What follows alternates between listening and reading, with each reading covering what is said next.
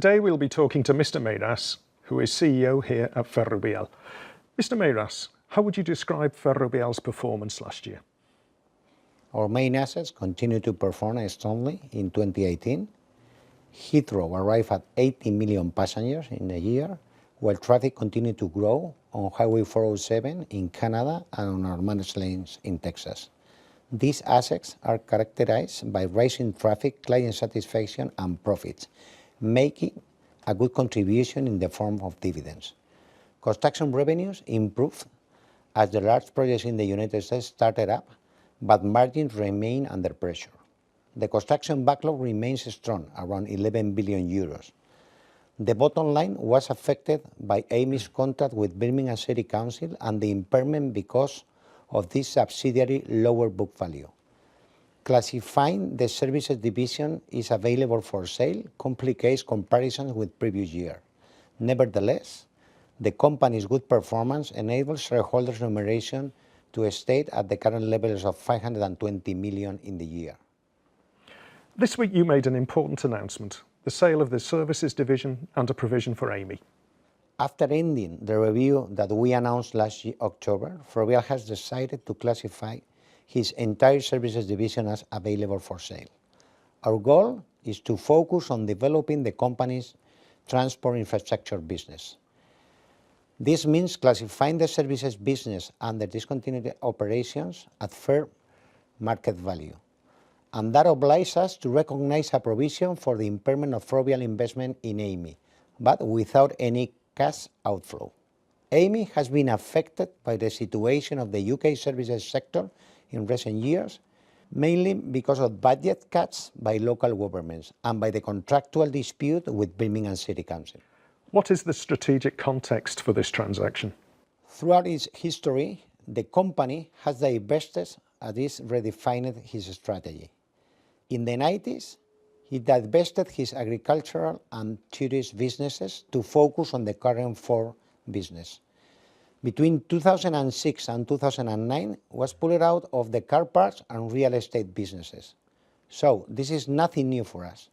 The result was a more focused company and one that is supported by the markets and investors. We are experiencing a change in mobility. New technologies and social customs in transport will have a major impact.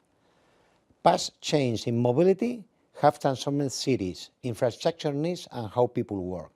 We want to be ready with a company that is more focused on transport infrastructure by innovating and investing in these markets.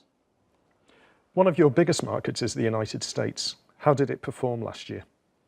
The States is a strategic market where we have a sizable investments in cutting-edge toll roads and strong growth prospects in the coming years. The managed lanes in Texas will start paying dividends this year, which is very good news for us. Moreover, NT 35 West opened the traffic, and this year we also see the opening of the I-77 in North Carolina, while preliminary works is already underway in the I-66 in Virginia and at Denver Airport. We also tracking plans for urban toll roads under the managed lanes approach, and we are keeping a close eye on a number of airport projects that will come to the fruition in coming years. Mr. Meirás, how are the company's new businesses performing? We are very satisfied with those mobility projects. For example, City, the car-sharing joint venture with Renault in Madrid, had a great first year, having registered over 160,000 users. We are planning to extend the services to other cities. How do you see the United Kingdom and the situation created by Brexit? Ferrovial has taken a number of steps, such as protecting his dividend flow from exchange rates uncertainties, and has moved his overseas companies to the Netherlands so that they remain under US legislation. But United Kingdom continues taking decisions, such as the British Parliament approval for the expansion of Heathrow Airport. That investment, which is pending the last approvals, will be one of the largest private sector infrastructure investment in Europe in the coming years. We remain committed to the UK, a country where all our business lines have sizable investments. Mr. Meirás, companies today are much more than just operating or financial results, aren't they? Indeed. Ferrovial pays particular attention to those issues, since we see ourselves as an active member of society. We focus considerably on the SDG. We continue to be members of the leading sustainability index such as Dow Jones, FTSE4Good, and we have joined Vigeo and obtained the highest score from Carbon Disclosure Program. We also continue to invest actively in communities, particularly water and sanitation projects in very disadvantaged towns and villages. Additionally, we are particularly satisfied with the improvement in workplace accident rates. To conclude, what are the main challenges you face in 2019?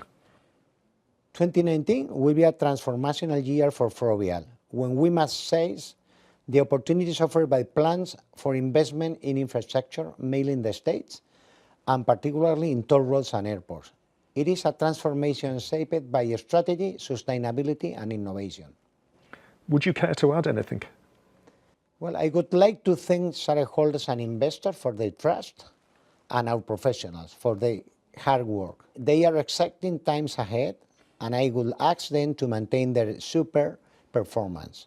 We will continue to work hard, focusing on innovation and with a commitment to society, so that Ferrovial continues to play the role that has characterized it in the recent years. Mr. Meirás, thank you very much. Thank you.